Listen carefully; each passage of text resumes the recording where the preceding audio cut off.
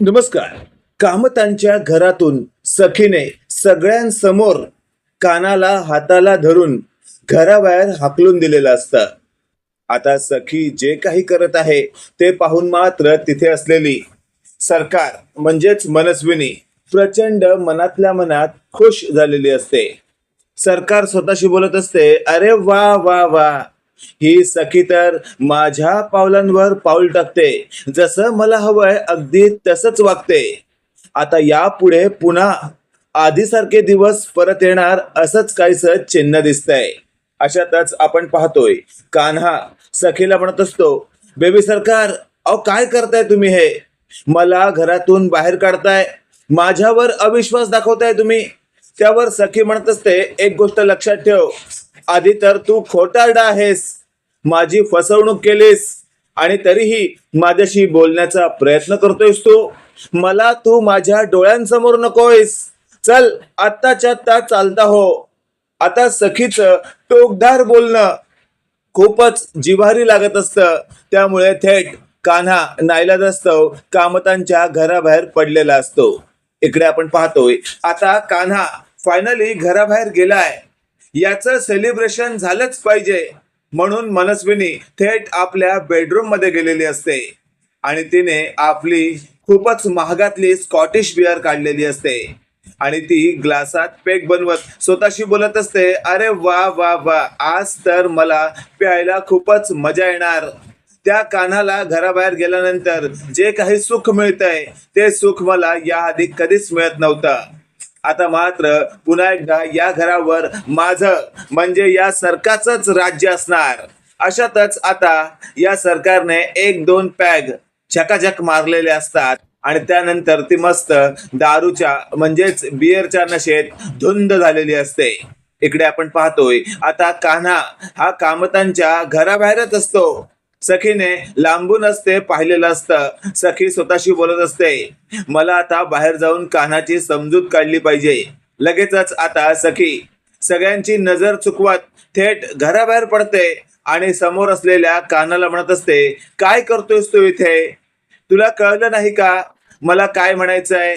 त्यावर सखीला कान्हा म्हणत असतो, बेबी सरकार, सगळ्यांसमोर मला धक्के मारत बाहेर काढलं तुम्ही, तुमच्या मनात नेमकं चाललंय काय? त्यावर सखी म्हणत असते, कान्हा एक गोष्ट लक्षात ठेव, तू जे मला याआधी म्हणत आला होतास ना की बेबी सरकार, ही जी समोर आहे ती मनस्विनी म्हणजे सरकार आहे आणि मी तुझ्या बोलण्यावर विश्वास ठेवत नव्हते, तर आज मी तुझ्या बोलण्यावर विश्वास ठेवत आहे. कारण मला सुद्धा खात्री पटली आहे, समोर जी बाई उभी आहे ती माझी आई तेजस्विनी नाही, तर माझी मावशी मनस्विनी म्हणजे सरकार आहे. पण आता तिचा भांडाफोड जर करायचा असेल तर आपल्याला तिला गाफील ठेवावं लागेल. हे वाक्य ऐकल्यावर कान्हा म्हणत असतो, बेबी सरकार, तुमच्या मनात हे सगळं चाललंय हे जर तुम्ही मला आधी सांगितलं असतं तर मी एक पाऊल पुढे टाकला असता ना. त्यावर लगेचच आता बेबी सरकार म्हणजेच सखी म्हणत असते, चल मग उभा काय आहेस तू, जा लवकरात लवकर. आता तू किर्लोस्कर घराण्यात जा आणि तिथून सगळ्या प्लॅनची सूत्र हलव. त्यावर लगेचच आता सखीच्या सांगण्यावरून हा जो कान्हा असतो तो तिथून थेट आपल्या हक्काच्या घरी जायला निघालेला असतो. इकडे आपण पाहतोय आता कान्हा म्हणजेच कबीर फायनली आपल्या हक्काच्या घरात येणार. त्यासाठी कबीरच्या आईने, किरणने आणि माने छान अशी त्याची स्वागताची तयारी केलेली असते. जसा कबीर आपल्या घरात पाऊल ठेवतो त्यानंतर त्या तिघांनी त्याचं केलेलं स्वागत त्याच्यासाठी एकदम खूपच अमूल्य असतं. तो म्हणत असतो, काय चाललंय हे सगळं? त्यावर लगेचच आता किरण म्हणत असतो, काय चाललंय म्हणजे किर्लोस्कर घराण्याचा एकमेव वारस पुन्हा आपल्या राजघराण्यात परत येतोय, त्याचं स्वागत यापेक्षाही दमदार झालं पाहिजे. पण माने आम्हा सगळ्यांना स्ट्रिक्ट आदेश दिले होते की यापेक्षाही दमदार नाही तर एवढंच ठेवा. हे वाक्य ऐकल्यावर आता थेट कान्हा म्हणत असतो, वा वा वा, आवडलं, मला आवडलं. त्यावर लगेचच आता कान्हाची आई म्हणत असते, बरं का कबीर, एक गोष्ट लक्षात ठेव, आता तुझं हे घर आहे, ते घर नाही. त्यावर लगेचच आता कान्हा म्हणत असतो, आई माहिती आहे मला, आपलं घर हेच आहे ते नाही, पण त्या घरात माझी बायको राहते. हे वाक्य ऐकल्यावर मा म्हणत असते, कबीर काय चाललंय तुझं? सारखं सारखं बायको बायको काय लावलंयस तू? त्यावर लगेचच आता कान्हा म्हणत असतो, आजी तुला चांगलंच माहितीये मी माझ्या बायकोवर किती प्रेम करतो आणि मी तिच्याशिवाय माझ्या एकट्याचा विचार नाही करू शकत. मी तिला वचन दिलंय. हे वाक्य ऐकल्यावर आता अपर्णा म्हणजेच कान्हाची आई म्हणत असते, आई आई तुम्ही ऐकून घ्या. कान्हा जे काही बोलतोय ते अगदी बरोबर आहे. आपण त्याच्या मनाविरुद्ध का वागायचं? आणि अशातच आपली सून पहिल्यांदाच आपल्याकडे काहीतरी मागत आहे. याच्यामुळे आता मा देखील कान्हाच्या बाबतीत चांगला विचार करायला लागलेली असते. इकडे आपण पाहतोय दारू ढोसून ढोसून ही जी सरकार असते ती एवढी लतपत झालेली असते की तिला धड उठताही येत नसतं आणि धड चालताही येत नसतं. इकडे तिकडे लडबडत लडबडत ती आता हॉलमध्ये आलेली असते. तिथे तो परशू असतो. परशूने पहिल्यांदाच तेजस्विनी बहिणीला अशा पद्धतीने चालताना पाहून तो लगेचच बोलू लागतो, अगं हे तेजस्विनी बहिणी काय होतंय तुला? अशी का चालतेस तू? त्यावर लगेचच आता अर्ध्या दारूच्या धुंदीत असणाऱ्या या मनस्विनीला पटकन आठवतं, अरे मी या घरात तर तेजस्विनी म्हणून राहते. आता या परशूला जर कळलं की मी दारू प्यायली आहे तर मी कसं समजावू? असा विचार आता ही मनस्विनी करत असते. त्याच दरम्यान आता हा जो परशू असतो तो पुढे येत असतो तेजस्विनीला हात द्यायला की पडशील म्हणून. पण तेवढ्यात मनस्विनी म्हणत असते, ए परशू मागे हो, पुढे काय येतोयस? त्यावर लगेचच आता परशू म्हणत असतो, ठीक आहे ठीक आहे. आणि मग परशू मागे होतो. परशू मनातल्या मनात बोलतो, तेजस्विनी वहिनीचा आवाज दारू प्यायलागत का येतोय? आणि अशातच आता परशू बोलू लागतो, वहिनी वहिनी तू दारू प्यायली आहेस? त्यावर लगेचच आता मनस्विनीची चांगलीच बोबडी वळलेली असते. तिला नेमकं या परशूच्या प्रश्नावर काय उत्तर द्यावं हेच सुचत नसतं. आणि अशातच आता ती आपल्या बेडरूम कडे धाव घेत असते. तेवढ्यात आपण पाहतोय तिथे गौतम सुद्धा आलेला असतो. गौतम म्हणत असतो, काय रे परशू वाजलेत किती? अजून जागा आहेस तू? जा जा झोप जा. त्यावर परशूच्या चेहऱ्यावर अनेक प्रश्नचिन्ह बघून गौतम आश्चर्यचकित झालेला असतो. तो म्हणत असतो, ए परशू तुझ्याशी बोलतोय मी आणि रात्रीचे 12 वाजलेले असताना तुझ्या चेहऱ्यावर का 13 वाजलेत? त्यावर परशू म्हणत असतो, गौतम आज जरा मला सगळं विचित्रच दिसतंय. आता हे वाक्य ऐकल्यावर गौतम म्हणत असतो, विचित्र कशा बाबतीत बोलतोयस तू हे तर बोल. त्यावर लगेचच आपण पाहतोय मागचा पुढचा विचार न करता परशूने गौतमला सगळं काही सांगितल्यावर गौतम म्हणत असतो, काय तेजस्विनी वहिनी आणि दारू? ए परशू तू नाही 2 घोट घेतलीस ना? त्यावर परशू म्हणत असतो, गौतम काय बोलतोयस तू हे? मी दारूच्या ग्लासाला कधी हात तरी लावतो का? त्यावर गौतम म्हणत असतो, मग तू असं बोलतोयस का? कारण तेजस्विनी वहिनी कधी दारू पिणारच नाही.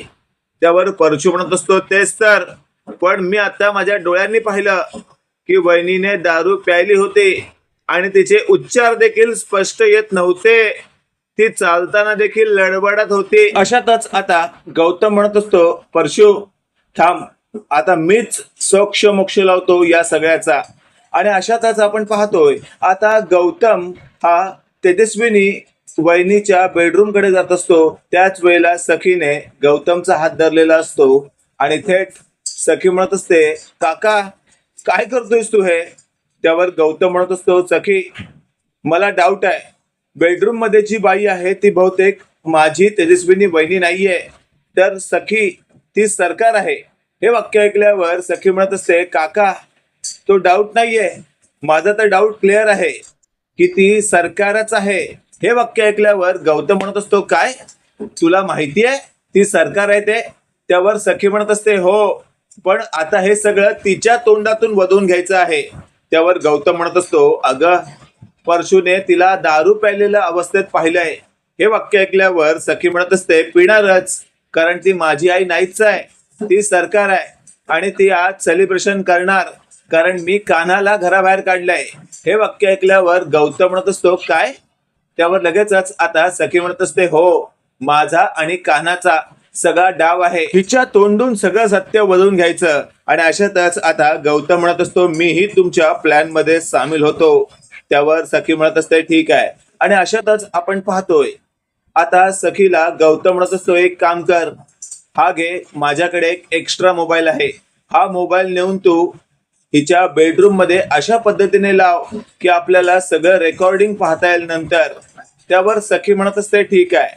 आणि अशातच आता ही सरकार काही कामानिमित्त बेडरूम बाहेर आलेली असते. त्यावेळेला सखी तिच्या बेडरूम मध्ये शिरते आणि गौतम काकाने दिलेला मोबाईल अशा पद्धतीने ती बरोबर इन्स्टॉल करते की सगळं काही रेकॉर्डिंग नंतर पाहता येईल. आता सखीने तर मोबाईल त्या ठिकाणी नेऊन ठेवला आहे. या बाबतीत या सरकारला काडीचीही खबर नाहीये आणि ती लगेचच बेडरूम मध्ये शिरते, आतून कडी लावते आणि मस्तपैकी बेडवर पडून स्वतःशी बोलत असते, येणार येणार पुन्हा माझं राज्य परत येणार, कारण आता या घरात मी पुन्हा सरकार म्हणून वावरणार. आणि अशातच आपण पाहतोय आता ही जी सरकार म्हणजेच मनस्विनी जे काही बडबडत असते ते सगळं त्या मोबाईल मध्ये रेकॉर्ड होत असतं. इकडे आपण पाहतोय आता कबीरचा फोन सखीला आलेला असतो आणि सखी बोलू लागते, कान्हा, आता मी लवकरात लवकर तुला असा एक व्हिडिओ पाठवणार आहे. त्या व्हिडिओ मधून तुला कळेल की माझ्या घरात असलेली बाई, तू म्हटला होतास ना की सरकार आहे, त्याची खात्री पटेल. त्यावर कान्हा म्हणत असतो नक्की काय केलेस तू. त्यावर सखीने सगळं काही सांगितलेलं असतं की गौतम काकाने मला अशा पद्धतीने एक मोबाईल या बाईच्या बेडरूम मध्ये इन्स्टॉल करायला सांगितलं आहे. त्यावर गौतमचं आता विशेष आभार मानावे लागतील असं कान्हा म्हणत असतो, कारण गौतम काकाची आयडिया नक्कीच कामी येणार असं कान्हाचं म्हणणं असतं. आणि अशातच आपण पाहतोय आता दुसरा दिवस उजाडलेला असतो.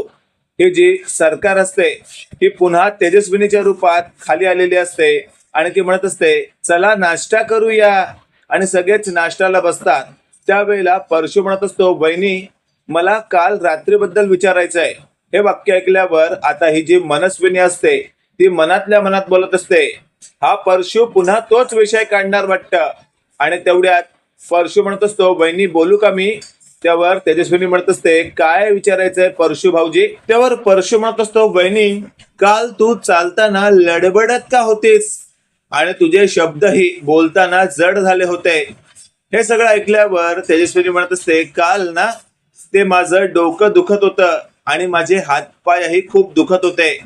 त्यावर सखी म्हणत असते हो का आई, मग आता बरं वाटतंय का.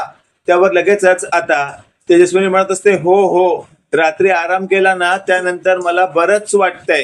त्यावर लगेचच आपण पाहतोय गौतम म्हणत असतो वाटणारच, काल रात्रभर तुम्ही मस्तपैकी आराम केलाय ना. हे वाक्य ऐकल्यावर तेजस्विनी म्हणत असते हो हो, छान आराम केला मी. त्यावर लगेचच आता सखी म्हणत असते काय आई, तू आराम केलास. त्यावर सखीला लगेचच आता तेजस्विनी म्हणत असते अगं काय सांगू या लोकांना नेमकं कुठे काय विचारावं हे पण कळत नाही. माझ्या मुलीचा संसार उद्ध्वस्त झालाय आणि हे लोक माझ्याकडनं मी रात्री आराम करीन अशी अपेक्षा करतायत. रात्री माझा डोळ्याला डोळा लागला नाही, रात्रभर तडफड करत होते मी आणि तरीही हे लोक मला असं विचारतात. त्यावर लगेचच आता गौतम म्हणत असतो वहिनी, मला तसं विचारायचं नव्हतं, पण गंमत अशी आहे की काल नेमकं काय घडलं आता हे सगळ्यांसमोर उघड होणार आहे. हे वाक्य ऐकल्यावर मनस्विनी म्हणत असते म्हणजे सगळ्यांसमोर उघड होणार आहे म्हणजे काय. त्यावर लगेचच आता सखी म्हणत असते आई, तू कशाला काळजी करतेस, तू काही केलेलं नाहीयेस ना. त्यावर मनस्विनी म्हणत असते तेजस्विनीच्या रूपात नाही नाही, मी काहीच नाही केलं. त्यावर लगेचच आपण पाहतोय आता कान्हाची डॅशिंग अशी एंट्री कामतांच्या घरात पुन्हा एकदा झालेली असते. कान्हा आलाय हे पाहून लगेचच मनस्विनी मनातल्या मनात बोलत असते हा पुन्हा इथे का आला. त्यावर लगेचच आता कान्हा म्हणत असतो मनातल्या मनात असं बोलतच असाल तुम्ही की मी इथे पुन्हा कसा, पण एक गोष्ट लक्षात ठेवा, आत्ता आलोय मी तुमचा खरा चेहरा सगळ्यांसमोर उघडा करायला. हे वाक्य ऐकल्यावर तेजस्विनी म्हणत असते कान्हा, काय झालंय तुला, प्रत्येक वेळेला माझ्या मागे का लागलेला असतोस तू. त्यावर लगेचच आपण पाहतोय कान्हाला असं म्हणावं लागतं कारण तुम्ही एक चेहरा वेगळा आणि दुसरा चेहरा लपवून दाखवता, त्यामुळे तुमचा चेहरा सगळ्यांसमोर मला उघडा पडायचा आहे. अशातच आता कानाला मनस्विनी म्हणत असते, तुला नेमकं काय म्हणायचंय स्पष्ट कर. त्यावर काना म्हणत असतो, तुम्ही तेजस्विनी मॅडम नाही तर तुम्ही सरकार आहात. हे वाक्य ऐकल्यावर तेजस्विनी म्हणत असते, काय चाललंय सखी याचं? उठ सूट सारखा माझ्या मागे लागतो, मी सरकार आहे, मी सरकार आहे. तुला काय वाटतं मी सरकार आहे का? काल ह्याला तू हाताला धरून घराबाहेर काढलास तरी हा पुन्हा इथे का आलाय? हे वाक्य ऐकल्यावर आता थेट सखी म्हणत असते, कारण तुम्ही सरकारच आहात हे क्लिअर करण्यासाठी. त्यावर सखीला आता तेजस्विनी म्हणजेच मनस्विनी बोलू लागते, तुला देखील असं वाटतं की मी सरकार आहे? त्यावर लगेचच आता गौतम म्हणत असतो, अगं हे मनस्विनी, मला देखील वाटतं की तू सरकारच आहे. त्यावर लगेचच आता घरातले सगळे आपल्या विरोधात जात आहेत हे आता त्या मनस्विनीला कळून चुकलेलं असतं आणि मनस्विनी बोलू लागते, अरे प्लीज असं नका वागू तुम्ही, माझ्या शांतपणेचा गैरफायदा घेऊ नका. एकदा का माझं डोकं फिरलं ना तर मी काय करीन सांगता येत नाही. त्यावर लगेचच काना पुढे उभे राहतो आणि म्हणत असतो, करा, मला देखील पाहायचंय तुम्ही काय करू शकता. आणि अशातच आता थेट सखीने बेडरूम मधून जाऊन तो मोबाईल आणलेला असतो आणि त्या मोबाईल मधलं फुटेज सगळ्यांसमोर प्ले केलेलं असतं. त्या प्ले केलेल्या फुटेज मध्ये रात्री दारू ढोसत असलेली ही जी सरकार आहे ती स्पष्ट दिसत असते आणि ती असं देखील म्हणत असते, आता या ठिकाणी मीच आणि मीच फक्त सरकार आहे. त्या तेजस्विनीच्या रूपात वावरीन दिवसा आणि रात्री खेळ करणार मी आणि लवकरच सगळ्यांसमोर सरकार म्हणून वावरणार. त्या कानाचा देखील आता मी सखीच्या मदतीने काटा काढलाय, पण लवकरच सखीचा सुद्धा काटा काढणार आणि या घरावर राज्य करणार. मित्रांनो, काय वाटतं तुम्हाला? खरंच या सखी आणि गौतमने जो काही प्लॅन केला त्या प्लॅन नुसार आता मनस्विनीचा खरा चेहरा सगळ्यांसमोर उघड झाला आहे. बाकी तुम्हाला आजच्या भागात काय वाटलं ते कमेंट करून नक्की कळवा आणि असेच नवनवीन अपडेट पाहण्यासाठी व्हिडिओला लाईक आणि चॅनलला नक्की सबस्क्राईब करा. धन्यवाद.